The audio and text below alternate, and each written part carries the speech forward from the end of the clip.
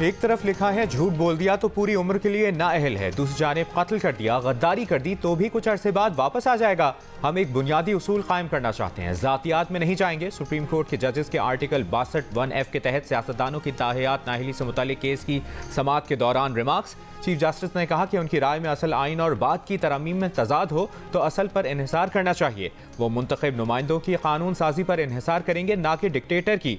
Chief justice ने जहांगीर तरीन के वकील मखदूम अली खान से सवाल किया कि क्या जजेस को घर भेजने वाला, आइन शिकनी करने वाला अच्छे किरदार का हो सकता है? क्या ज़ियाउल हक को सब मुआफ है? मखदूम अली खान ने कहा कि ज़िया के बारे में तो फैसला आखिरत में होगा। चीफ जस्टिस ने कहा कि सितम ज़रीफ़ी है कि आइन के तहफ़्फ़ुज़ की कसम खाकर आने वाले खुद आइन तोड़ें, फिर ये तरमीम करें। समाअत के दौरान अटर्नी ने इस्तदा की कि ताहियात नाअहली के फैसले का दोबारा जायज़ा ले तो इलेक्शन एक्ट की तायीद करेंगे, क्योंकि ये विफाक का बनाया गया कानून है। तमाम एडवोकेट जनरल्स ने इलेक्शन एक्ट में तरमीम की हिमायत कर दी।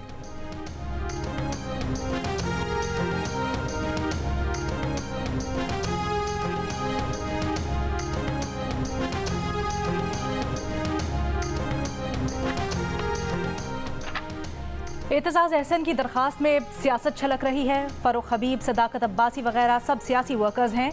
क्या शेख रशीद को मासूम अफराद की फहरिस्त में शामिल किया? आपकी पूरी दरख्वास्त एक सियासी जमात के गिर्द घूमती है। पीपल्स पार्टी या मुस्लिम लीग नून का जिक्र नहीं किया। लापता अफराद का केस संजीदा नौइयत का केस है, इसे सियासी मकासद के लिए इस्तेमाल करने, अदालत का मजाक बनाने की इजाज़त नहीं देंगे। चीफ जस्टिस पाकिस्तान का एतजाज़ एहसन के वकील शोएब शाहीन से मुकालमा। जबरी गुमशुदगी के केस में सवाल किया, मतीउल्लाह जान किस हुकूमत में गायब हुए थे? शोएब शाहीन ने जवाब दिया, मतीउल्लाह के गायब होने के वक्त पीटीआई की हुकूमत थी। जस्टिस फाइज ईसा ने कहा, जब एक सहाफ़ी का जिक्र किया, पिक एंड चूज़ क्यों कर रहे हैं? सहाफ़ी जब अपने खिलाफ जबर पर दरख्वास्त लाए तो आपने मुखालफत की, मान लें आपने तफरीक से काम लिया। इस मसले पर आमना जजुआ को सुनेंगे, उन्होंने कभी तफरीक नहीं की। अदालत ने आइंदा समाअत पर अटॉर्नी जनरल को तलब कर लिया। केस की समाअत कल तक मुलतवी। लापता अफराद के ठोस केसेस भी हैं। लोग तंजीमें ज्वाइन करके भी लापता हो जाते हैं। यहाँ ये तंजीमें ज्वाइन करने की रिवायत चल पड़ी है जो ख़त्म होनी चाहिए। प्राइवेट आर्मी गैर कानूनी है, रियासत के खिलाफ कोई प्राइवेट आर्मी नहीं होती। चीफ जस्टिस ऑफ पाकिस्तान के जबरी गुमशुदगियों के खिलाफ केस में रिमार्क्स।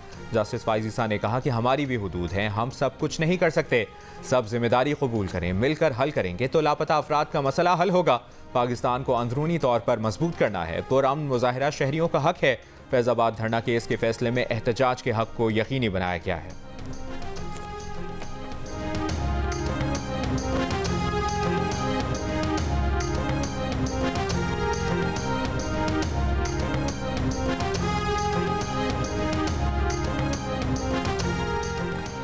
इलेक्शन कमीशन की पाकिस्तान तहरीक इंसाफ को बल्ले का निशान वापस देने के फैसले के खिलाफ नजरसानी दरखास्त पर पेशावर हाई कोर्ट में कल समाअत फिर होगी।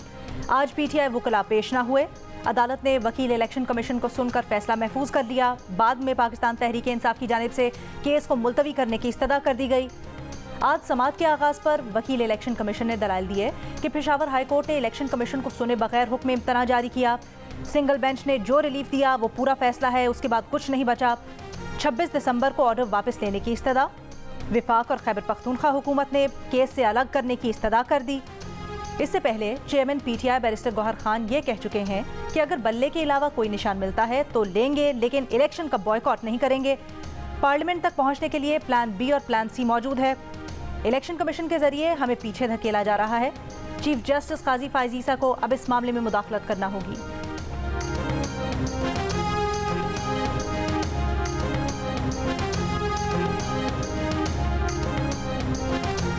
सुप्रीम कोर्ट ने PK 91 को हाट में रिटर्निंग ऑफिसर की मअतली का पेशावर हाई कोर्ट का हुक्म कलअदम करार दे दिया। Chief justice of Pakistan justice Qazi Faez Isa ने रिमार्क्स दिए कि लगता है कुछ हथकंडे इस्तेमाल हो रहे हैं ताकि इंतखाबात ना हो। एक रिटर्निंग ऑफिसर बीमार हुआ, दूसरा लगा दिया गया। पेशावर हाई कोर्ट ने ठक करके तकर्री कैंसिल कर दी। हम आपको जुर्माना क्यों ना करें कि नोटिस किए बगैर ही तकर्री कैंसिल कर दी। अपने पाँव पर खुद कुल्हाड़ी मार कर कह रहे हैं कि स्क्रूटनी नहीं हुई। पेशावर हाई कोर्ट के जज ने नोटिस जारी करना भी मुनासिब ना समझा। सुप्रीम कोर्ट ने पेशावर हाई कोर्ट फैसले के खिलाफ इलेक्शन कमीशन की अपील मंजूर कर ली।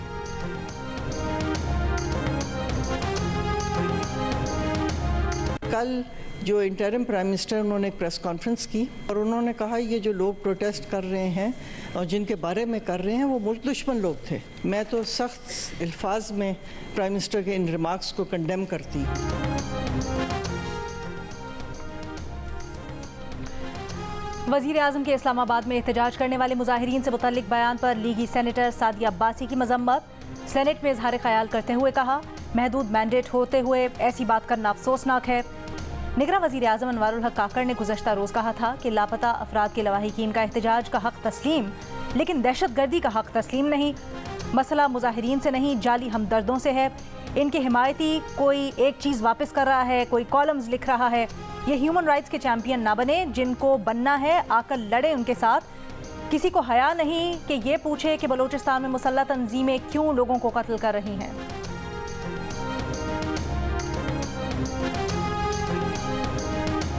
हमारा झगड़ा कतन लवाइकीन से नहीं है, वहाँ पे मुसल्लह तंजीमें BLA, BLF, BRA, ये मुसल्लह तंजीमें पाकिस्तान को तोड़ने के लिए मुसल्लह जदोजहद पे यकीन करती है। इनमें से जो ये समझता है ना कि ये हक पर हैं, तो BLA और BLF के कैंप ज्वाइन कर लें ताकि हमें भी क्लैरिटी मिल जाए कि ये खड़े का हैं। जिससे बनना है आकर लड़ ले उनके साथ, ताकि हमें भी पता लग जाए।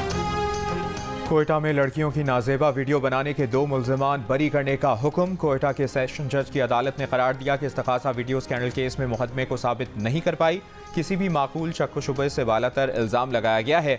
अपील कुनंदगान केस में इल्ज़ाम से बरी है। ट्रायल कोर्ट का नाक़िस फैसला काबिल एतमाद नहीं है। जुडिशल मजिस्ट्रेट की अदालत ने मुल्ज़िमान 3 साल की कैद उनको सज़ा सुनाई है। कोयटा के इलाके कायदाबाद में पेश आए वाक़े के दोनों मुल्ज़िमान पर इल्ज़ाम था कि 27 दिसंबर 2021 में एक लड़की को घर में कैद करके उसकी नाजेबा वीडियो बनाई। मुल्ज़िमान से मज़ीद लड़कियों की भी नाजेबा वीडियोज़ बरामद हुई थी।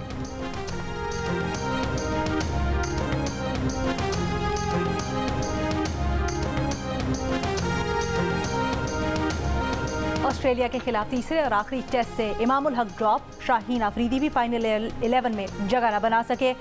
नौजवान साइम अयूब टेस्ट डेब्यू करेंगे। ऑफ स्पिनर साजिद खान तकरीबन 2 साल बाद टेस्ट मैच खेलेंगे। फाइनल 11 में अब्दुल्ला शफीक, शान मसूद, बाबर आजम, सऊद शकील शामिल। मोहम्मद रिजवान, सलमान अली आगा, हसन अली, मीर हमजा, आमिर जमाल भी एक्शन में होंगे। पाकिस्तान और ऑस्ट्रेलिया के दरमियान तीसरा टेस्ट कल से सिडनी में शुरू होगा।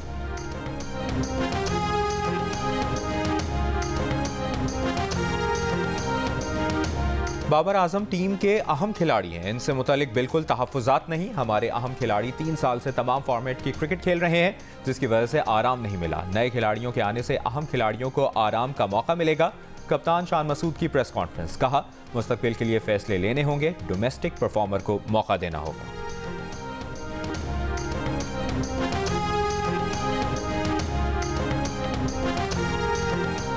ऑस्ट्रेलिया में पैर की इंजरी का शिकार होने वाले mystery spinner Abrar Ahmed New Zealand के खिलाफ T20 सीरीज से भी बाहर हो गए। PCB सिलेक्शन कमेटी के सरबराह वहाब रियाज ने जियो न्यूज़ को दिए गए खुसूसी इंटरव्यू में इंकशाफ किया कि अबरार ताहाल मुकम्मल फिट ना हो सके, वो ऑस्ट्रेलिया से ही वतन वापस आ जाएंगे। कागजात नामजदगी मंजूर या मुस्तरद किए जाने पर अपीलें दायर करने का सिलसिला आज भी जारी। कराची में Tehreek Insaf, peoples party, ANP और दीगर उम्मीदवारों की अपीलों की फौरी समाअत की जुबानी इस्तदा। इलेक्शन ट्रिब्यूनल्स ने कहा कि फौरी समाअत की बाकायदा दरख्वास्त दायर की जाए। ऑफिस रिटर्निंग अफसरान के फैसलों के खिलाफ आज ही अपीलें समाअत के लिए मुकर्रर करेगा। PTI उम्मीदवार शुएब शाहीन के कागजात मुस्तरद किए जाने पर इस्लामाबाद में इलेक्शन ट्रिब्यूनल ने इलेक्शन कमीशन को कल के लिए नोटिस जारी कर दिए।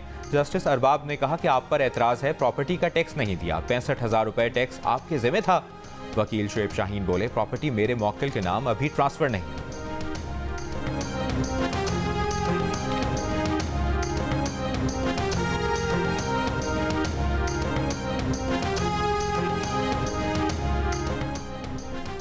मुस्लिम लीग नून के रहनुमा मियां जावेद लतीफ़ का कहना है कि मुल्क में माशी, सियासी और खारजा सतह पर गैर यकीनी सूरत हाल है। पॉलिसियाँ बनाने वाले अपनी गलती का इतराफ़ नहीं कर रहे।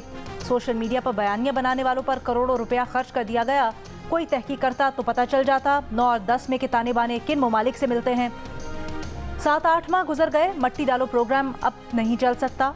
उन्होंने मजीद कहा, दूसरों के लिए गुड टू सी यू और नवाज शरीफ के कागजात चैलेंज कर दिए जाते हैं। इंतखाबी निशान के मामले पर आज तो बहुत शोर मचाया जाता है, हमारे लिए तो कोई नहीं बोला था।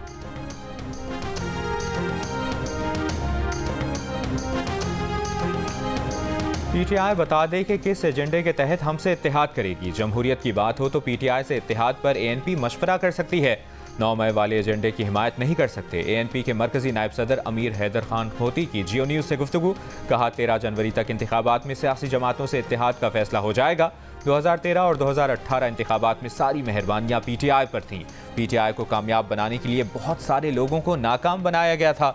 मुजरिम और सजा याफ्ता लोगों को इलेक्शन की इजाज़त नहीं मिलनी चाहिए।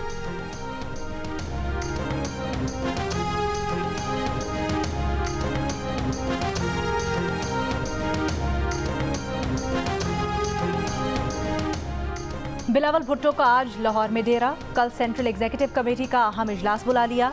सियासी सूरत हाल, इंतखाबात से मुतल्लिक अहम फैसले किए जाएंगे। साबिक वज़ीर आला सिंध मुराद अली शाह कहते हैं हालात कभी भी बेहतर नहीं होते। दहशत गर्दी का मसला मुल्क में है। पीपल्स पार्टी दहशत गर्दों के निशाने पर रही है। अगर इलेक्शन मुलतवी हुए तो दहशत गर्द कामयाब हो जाएंगे। 8 फरवरी को पीपल्स पार्टी कामयाब होगी। बिलावल भुट्टो वज़ीर आज़म बनेंगे।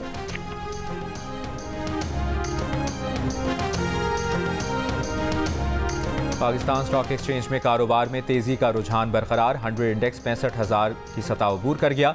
कारोबार के दौरान 600 से ज़ायद पॉइंट्स इजाफे से इंडेक्स 65,304 पर है।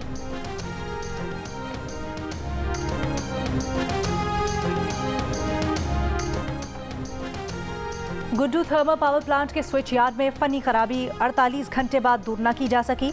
ज़राए का कहना है कि नया ब्रेकर खरीदने में 15 रोज लग सकते हैं। मुतबादिल हाई ट्रांसमिशन लाइन भी शदीद धुंध के बाद स्ट्रिप कर गई। सिंध, पंजाब, बलोचिस्तान के मुख्तलिफ इलाकों को बिजली की फराहमी 6 घंटे से मुअत्तल। हुकाम का कहना है कि धूप निकलते ही बिजली की बहाली मुश्किल है। कराची में माइकोलाची रोड पर गाड़ी तेज रफ्तारी के बायस उलट गई। एक शख्स जाँ बहक, 2 जख्मी। जाँ बहक शख्स की शनाख्त 55 साल के हारून आदम के नाम से हुई है। हारून आदम स्पीकर सिंध असेंबली आगा सिराज दुरानी का स्टाफ ऑफिसर था।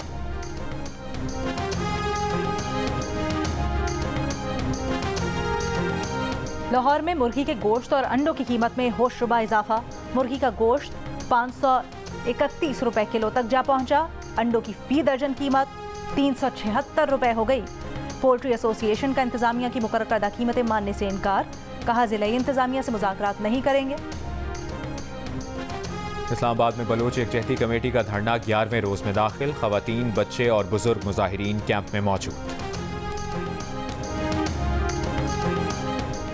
गजा पट्टी पर इसराइल की गोलाबारी और मिसाइल हमलों का सिलसिला जारी। इसराइली फौज की गजा में दीर अल बलाह के इलाके में घर पर बमबारी, 15 फलस्तीनी शहीद हो गए। खान यूनुस, रफा, अल मगाजी कैंप पर भी इसराइली हमले, मुतअद्दिद फलस्तीनी शहीद और जख्मी।